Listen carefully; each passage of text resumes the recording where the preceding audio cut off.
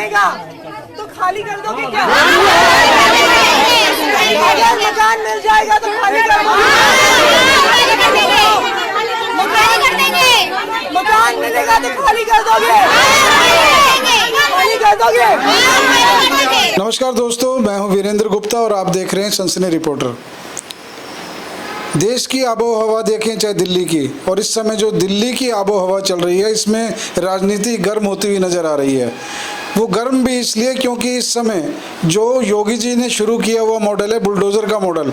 इस समय जो दिल्ली की वर्तमान में मुख्यमंत्री हैं रेखा गुप्ता जी, बीजेपी की हैं, उन्होंने इस मॉडल को अपनाया हुआ है। और जो ये इस समय जो बुलडोज़र चल रहा है वो दिल्ली के जितने भी अवैध कब्जे हैं उन्हें हटाने के लिए लगातार दिन रात और सातों दिन चल रहा है इस समय।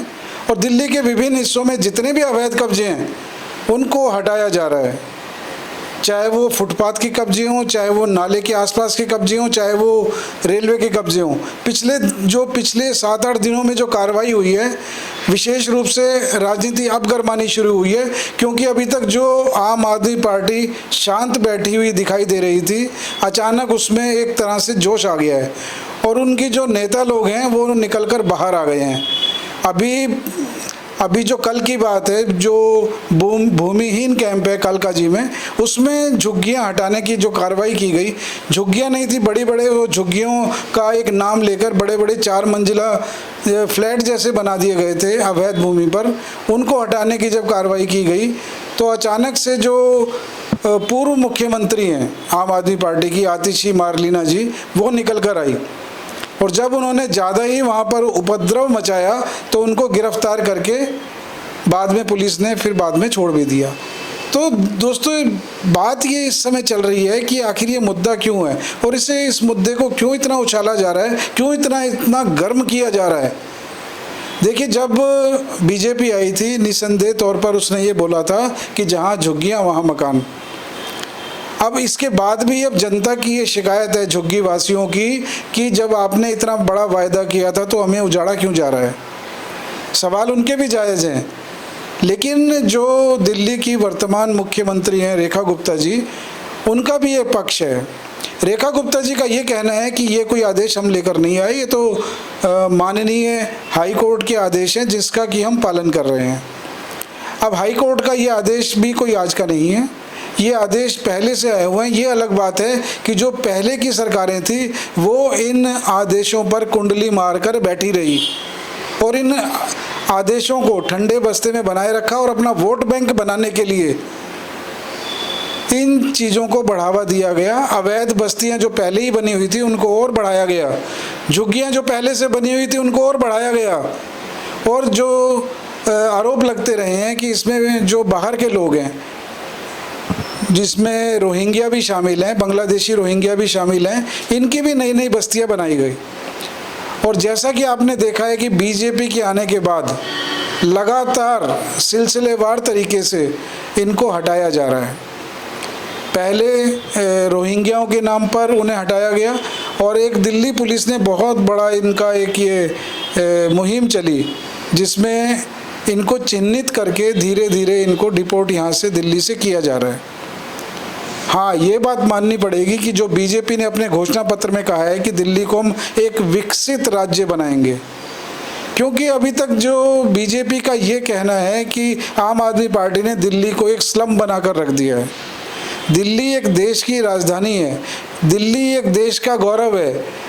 दिल्ली को अगर हमें विकसित बनाना है, उसको एक उदाहरण प्रस्तुत करना है, तो दिल्ली का इंफ्रास्ट्रक्चर और दिल्ली का जो मास्टर प्लान है ये देश की जनता के अनुरूप, देश की आकांक्षाओं के अनुरूप और जो दिल्ली वासी हैं उनके सपने को साकार करने जैसा होगा। इसी मुहिम में दिल्ली सरकार ने जमुना जी की सफाई का भी अभियान चलाया और 100 दिन पूरे होने के बाद अगर आप ये देखें कि कभी आप जमुना जी के किनारे जाएं तो जो फ़र्क आया है वो आपको स्पष्ट रूप से दिखाई देगा। हाँ, अभी जो कार्रवाई हो रही है इस समय जनता ये पूछ रही है कि क्या गरीबों को इस तरह से हटाना, क्या उन्हें बेघर करना, क्या मानवीय तरीके से, मानवीय पक्ष को अगर देखा जाए तो क्या ये जायज़ है। अब जायज़ और नाजायज़ की ये जंग छिड़ी हुई है, लेकिन इतना ज़रूर है कि देखिए, माननीय हाई कोर्ट ने अगर ये कहा है कि झुग्गी वासियों को अगर वहाँ से हटाया जाए, तो हाई कोर्ट का ये भी आदेश है कि उनके पुनर्वास की व्यवस्था की जाए। अब प्रश्न ये है कि क्या झुग्गी वासियों को जिनको हटाया जा रहा है, क्या उनका पुनर्वास किया जा रहा है? क्या जो ये बताया जा रहा है कि नरेला में कुछ फ्लैट बने हैं या कुछ अन्य स्थानों पर जो फ्लैट बने हैं वहाँ उनको पुनर्वास दिया गया है? लेकिन इस माहौल में चाहे वो मीडिया हो या वो कितने ही पत्रकार हों या राजनेता हों, किसी को इस बात की फुर्सत नहीं है कि ज़मीनी स्तर पर उनके लिए क्या किया गया है उसकी तरफ देखें। लेकिन एक माहौल बनाने में जुटे हुए हैं सभी। मीडिया इस समय अपनी टीआरपी के लिए और जो नेता लोग हैं अपने वोट बैंक के लिए एक ऐसा माहौल बनाने में जुटे हैं, मान लो रेखा गुप्ता सरकार एक जल्लाद की तरह काम कर रही है, दिल्ली वासियों को कीड़े मकोड़ों की तरह उनके आशियाने से उजाड़कर फेंका जा रहा है। लेकिन दोस्तों, इन सारी बातों के बीच में एक बात हमें भी ध्यान रखनी होगी। अगर आपको गर्व से कहना है कि मैं दिल्ली का निवासी हूँ, तो आपको जितने भी अवैध कब्जे हैं उनको बिना हटाए आप एक विकसित दिल्ली का सपना देख ही नहीं सकते। और जैसा कि रेखा गुप्ता जी ने अपने पक्ष में कहा है कि जो रेलवे पे जो झुग्गियाँ बनी हैं उनको हम हटा रहे हैं, क्योंकि जो रेलवे लाइन है उसके 2 फीट के अंदर अंदर झुग्गियों का फैलाव है। 4-4 मंजिला झुग्गियाँ बनी हुई हैं, जिसकी वजह से जो ट्रेन आती है वो अपने आगे आने वाले सिग्नल को देख ही नहीं पाती। तो इसकी वजह से जो रेलों का परिसंचालन है वो बाधित होता है।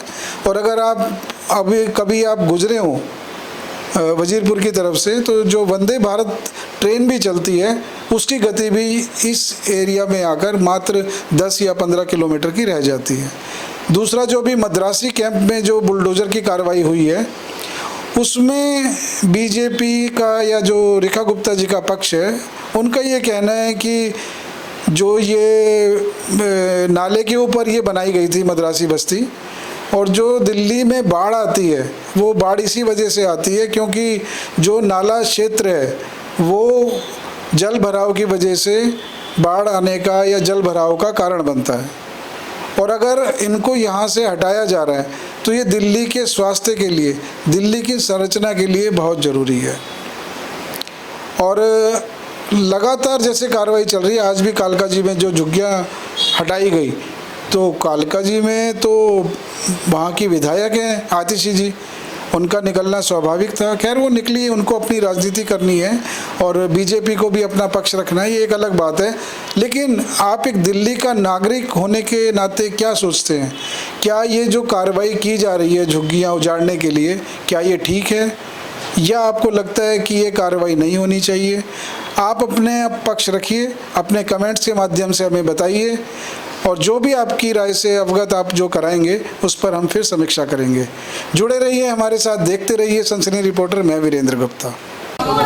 जो भारतीय जनता पार्टी कह रही है कि कोर्ट का आदेश है, कोर्ट से आदेश कौन लेकर आया है? कोर्ट से आदेश भाजपा की दिल्ली सरकार और भाजपा की डीडीए लेके आई है। कोर्ट ने खुद आदेश नहीं दिया है। जिस आदेश की रेखा गुप्ता जी बात कर रही हैं, वो आदेश हाई कोर्ट ने खुद नहीं दिया, वो डीडीए ने दिया है। डीडीए कोर्ट गई थी इन गरीबों के खिलाफ, इनको घर देने के खिलाफ।